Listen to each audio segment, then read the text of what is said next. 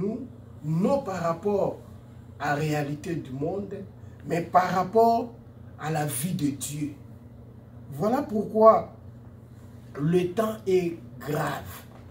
Et si nous avons intitulé notre thème, le temps est grave, nous voulons juste faire montrer aux enfants de Dieu l'importance du temps par rapport à nous et par rapport à Dieu.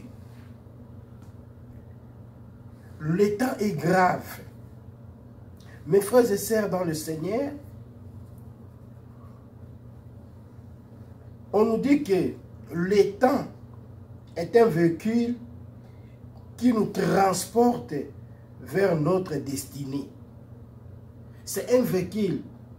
C'est comme quelqu'un qui prend son véhicule vers une destination bien déterminée. Mais le véhicule que nous parlons ici, mes frères et sœurs, c'est le véhicule du temps. Le temps nous emballe vers notre destinée, nous amène, nous achemine vers notre destinée. Nous avons traversé hier pour arriver aujourd'hui. Le temps nous a conduits et il se présente sous des formes. Nous avons le temps comme chrono et nous avons le temps comme kairos. Voilà les deux formes de temps que nous allons exploiter le long de notre enseignement. Le temps comme chronos et le temps comme kairos. Je vais commencer par le temps comme chronos. Le temps comme chronos est le temps physique. Et le temps physique que nous subissons tous. Il est quantitatif, linéaire et segmenté en passé, présent et futur grâce aux unités de mesure telles que la seconde, la minute, l'heure, etc. Voilà ce qui chronomètre notre temps. Nous avons les secondes, nous avons le temps, le minute et nous avons l'heure. On nous dit que c'est quantitatif. Pourquoi nous dit que le temps est quantitatif? C'est parce que nous voyons sa quantité. Ça commence peut-être de 6 heures et jusqu'à 0 heure. Voilà. Mais le temps là que nous voulons voir, le deuxième, c'est le temps qu'on appelle kairos. Le kairos est un temps métaphysique. Il ne se mesure pas. C'est une période, un temps fixé où Dieu agit dans la vie des hommes. Voilà pourquoi nous allons prendre nos Bibles et nous allons lire dans le livre d'Éphésiens, Éphésiens chapitre 5, verset 16. Qu'est-ce que la Bible nous dit par rapport à ces versets? Éphésiens chapitre 5, verset 16. La Bible dit, je lis au nom de Jésus, « Rachetez les temps car les jours sont mauvais. » Ah, l'apôtre Paul nous exhorte en ces termes. Il nous dit, « Rachetez les temps car les jours sont mauvais. » Pourquoi racheter les temps? Car les jours sont mauvais. Pensons-nous la question suivante. De quel jour mauvais voulait ici parler l'apôtre Paul? Les jours de son époque étaient-ils particulièrement mauvais au point d'en avertir ses contemporains, les frères et sœurs d'Éphèse? Ou faisait-il allusion aux jours mauvais d'une manière prophétique, voulant parler des jours de la fin de l'âge de l'Évangile, c'est-à-dire de notre époque? À quoi ces jours sont-ils mauvais? Là, c'est la question qu'on se pose. Parce que c'est l'apôtre Paul qui nous dit ici, il nous révèle quelque chose. Il nous dit, rachetez les temps. Or, on rachète quelque chose qui était perdu. On rachète quelque chose qui peut-être tu as perdu. Mais ici, l'apôtre Paul veut qu'on puisse le racheter, qu'on puisse en avoir encore. Mais comment avoir ce temps, mes frères et sœurs? Voilà pourquoi la Bible est claire quand l'apôtre Paul nous dit de racheter le temps, mes frères et sœurs. Il faut savoir une chose, le temps est précieux. Et le temps dont on nous parle ici, c'est le temps de l'intimité avec Dieu. Voilà pourquoi nous avons dit au début que le temps est grave. Parce qu'à ces derniers temps, mes frères et sœurs, à ces derniers jours, les gens donnent leur temps à des autres choses. Mais ne donnent pas le vrai temps au Créateur.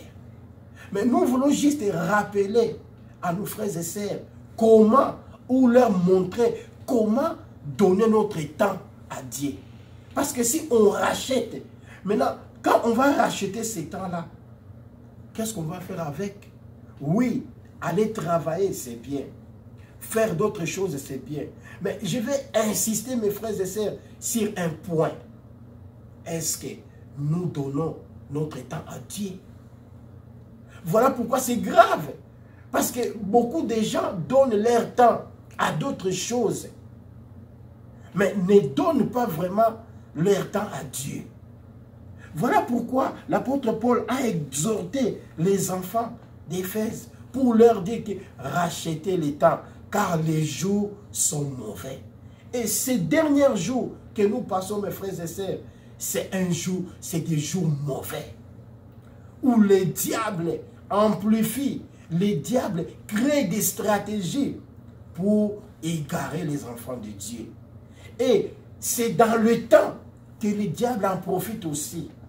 C'est dans le temps que le diable cherche à détruire nombreux foyers. C'est dans le temps que le diable cherche à diviser même les familles. C'est dans le temps que le diable, ses ressources aussi, fait tout pour s'armer de plus avantages pour créer des divisions.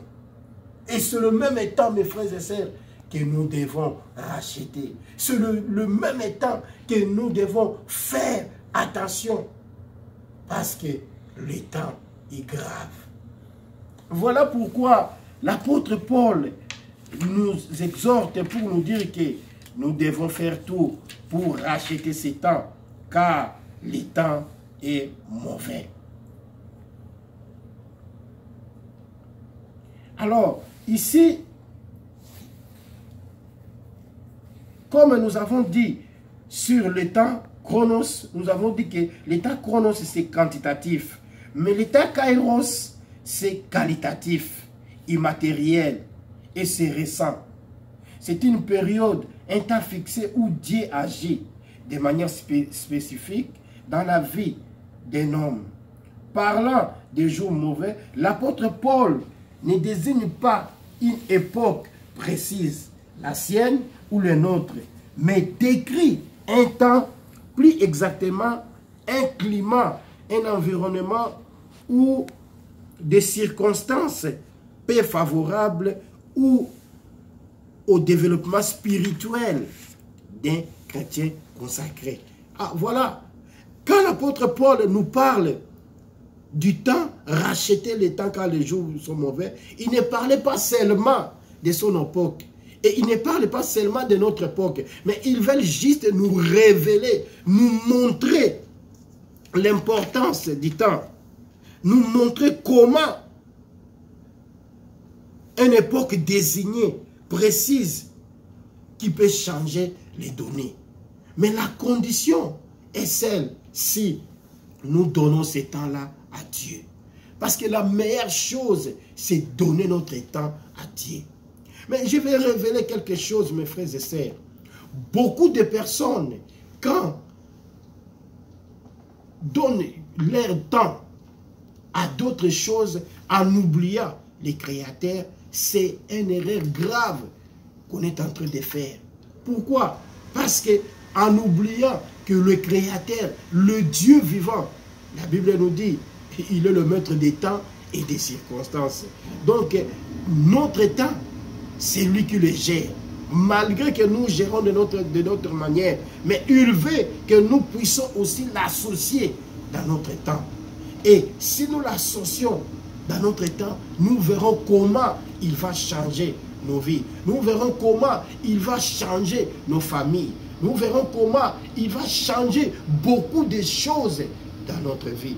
Voilà pourquoi nous allons prendre encore nos Bibles et nous allons lire dans le livre de Romains chapitre 13 verset 11. Qu'est-ce que l'apôtre nous dit encore? Romains chapitre 13 verset 11. La Bible nous dit, cela importe d'autant plus que vous savez en quel temps nous sommes. C'est l'heure de nous réveiller en fin du sommeil.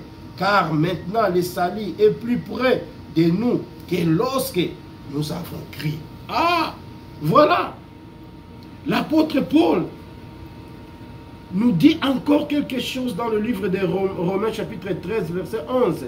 Il dit, cela importe d'autant que vous savez à quel temps nous sommes. La plupart des chrétiens ne savent pas à quel temps où nous sommes. C'est le temps de nous réveiller en fin du sommeil.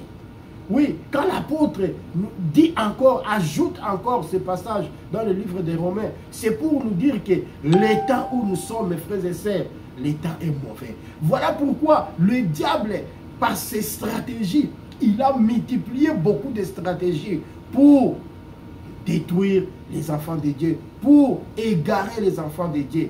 Et parmi ces stratégies, mes frères et sœurs, la plus grande stratégie que le diable a introduite dans notre temps, c'est la distraction.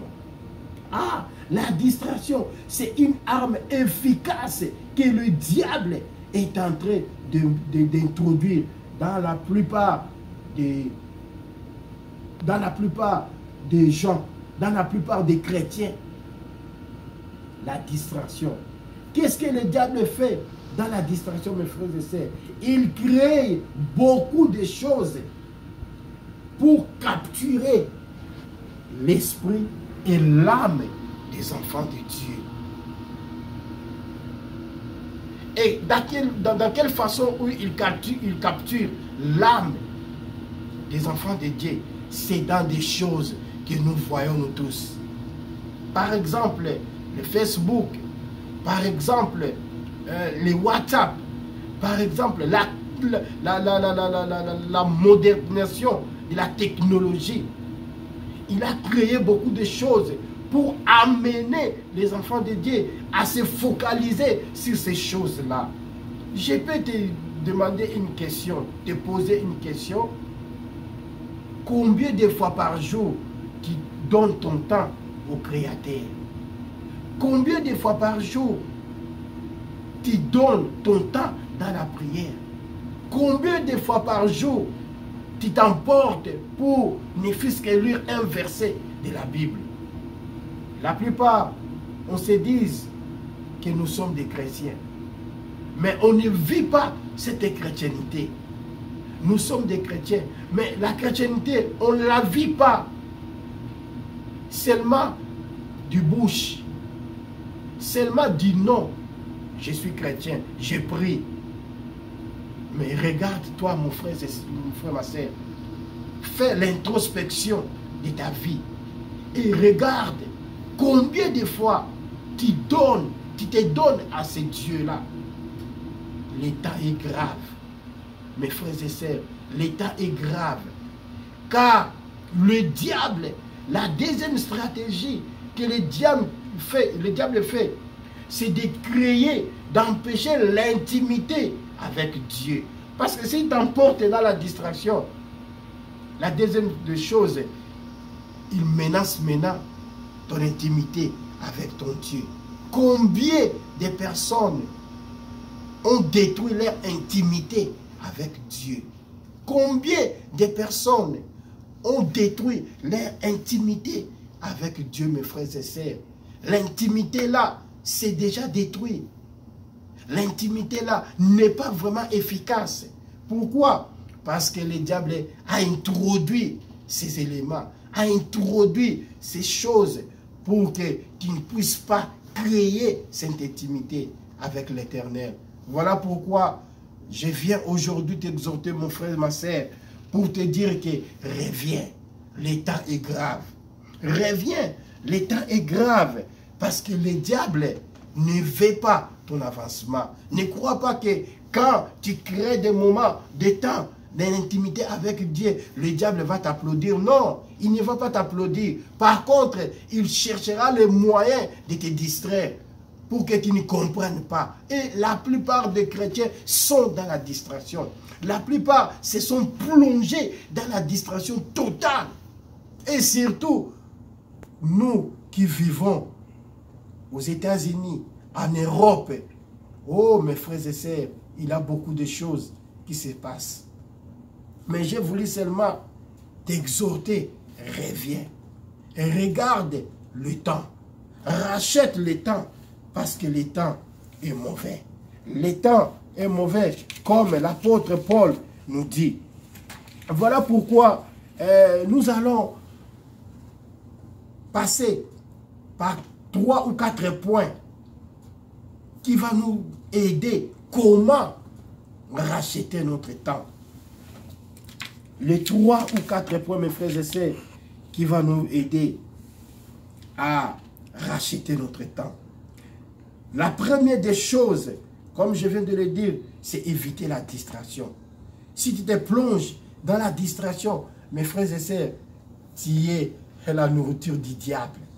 Oui, c'est distraire. Il faut voir. Je peux passer mon temps à me distraire dans la prière, à me distraire, à lire la Bible, à écouter la parole de Dieu, mais pas à d'autres choses. Pas à des choses, à des films que je n'en profite en rien. Pas à des choses qui peut-être ne me fait pas avancer dans ma vie spirituelle. Ah, voilà pourquoi, mes frères et sœurs, le temps est grave. Et la première des choses que nous allons voir, c'est l'esprit. Quand l'apôtre Paul dit racheter le temps, il ne dit pas à notre corps, il ne dit pas aux choses que nous voyons, non.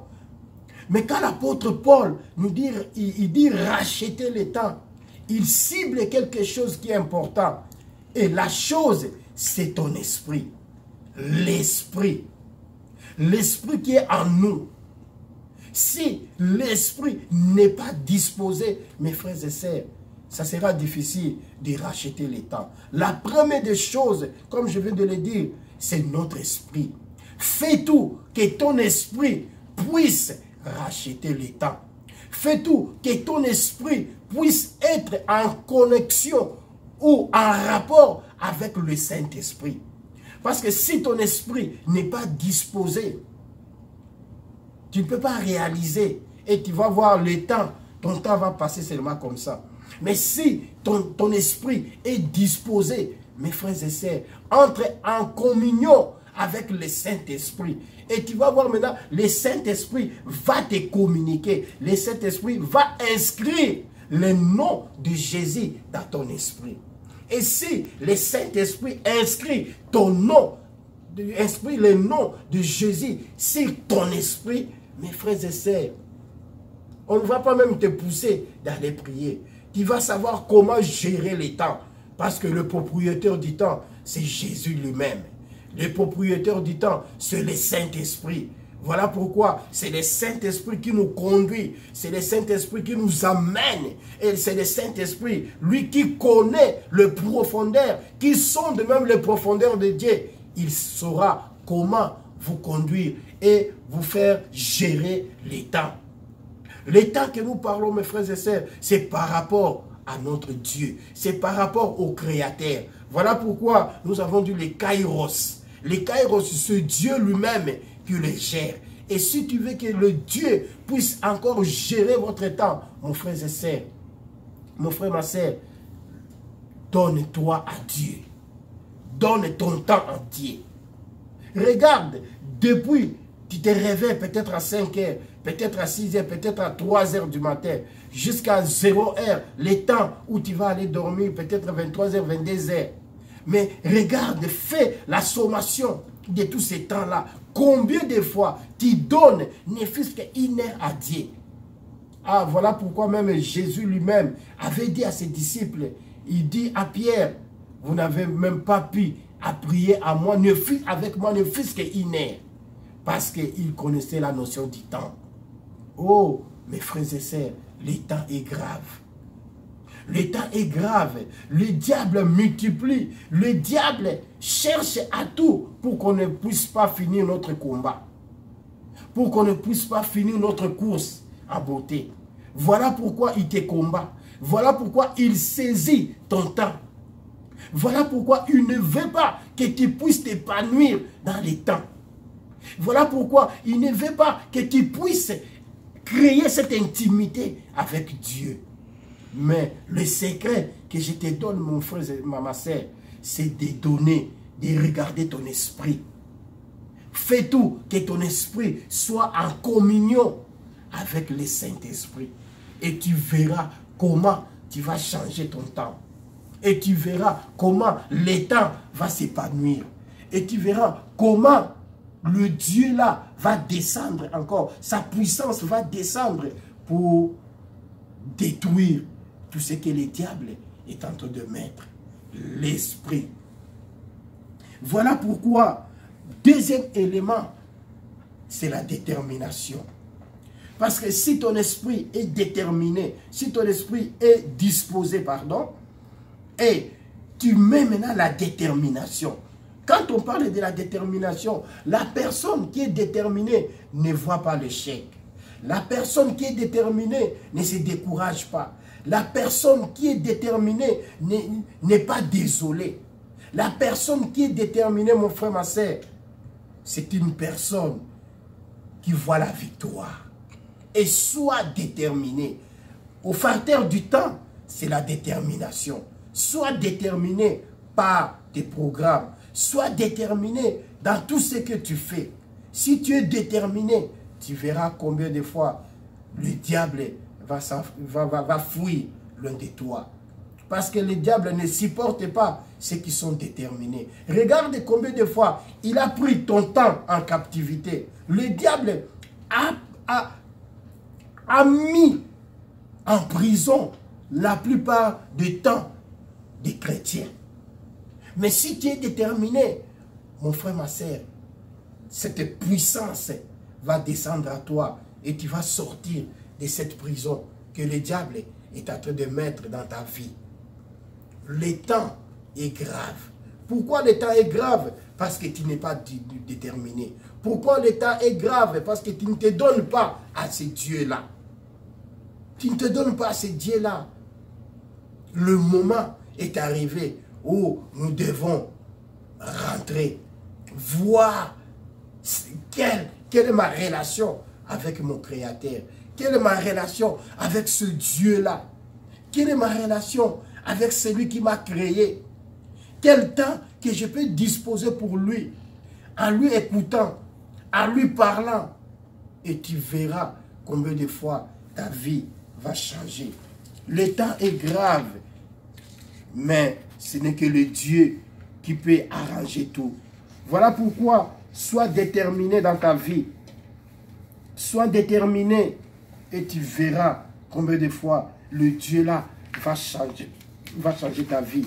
Et tu verras combien de fois le Dieu là va faire de grandes choses. Voilà, je me limite pour ces deux points-là.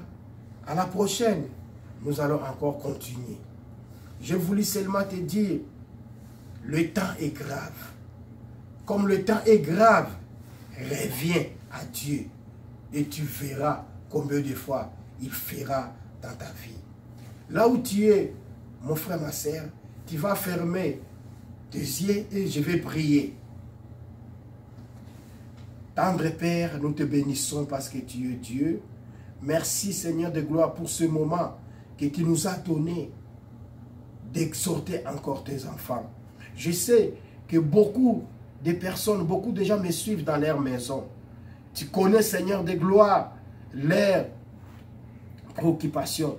Tu connais Seigneur de gloire ce que le diable est en train de mettre pour leur distraire, pour leur écarter Seigneur de gloire dans ton chemin. Et il a saisi leur temps. Oh Père éternel, je prie ce matin, laisse que ta puissance Seigneur de gloire puisse descendre dans leur vie. Que tout ce que le diable a détenu, tout ce que le diable détient Seigneur de gloire comme le temps, qu'il les arrache au nom de Jésus. Parce que c'est toi qui es Dieu. Manifeste-toi Père éternel. Libère tes enfants Seigneur de gloire dans la main du diable. Laisse que Seigneur de gloire, leur temps, qu'ils puissent te donner leur temps. Agis dans leur vie, parce que c'est toi qui es Dieu. Dans le nom puissant de notre Seigneur Jésus, nous t'avons ainsi prié. Amen. Je m'appelle le pasteur Jean-Baptiste Ilondo Bonga. Je suis le responsable de l'église Southport d'Aisipol, congolaise d'Aisipol, Christ Church, à Indianapolis, et nous œuvrons par la grâce de Dieu. Voilà pourquoi chaque samedi, vous allez nous suivre dans ce matinée samedi de gloire, et je sais que le Dieu là va vous bénir. Ciao, que notre Dieu puisse vous bénir, qu'il puisse vous ouvrir encore les yeux pour que vous puissiez voir le vrai temps, consacrer le vrai temps de servir notre Dieu. Que Dieu vous bénisse. Ciao.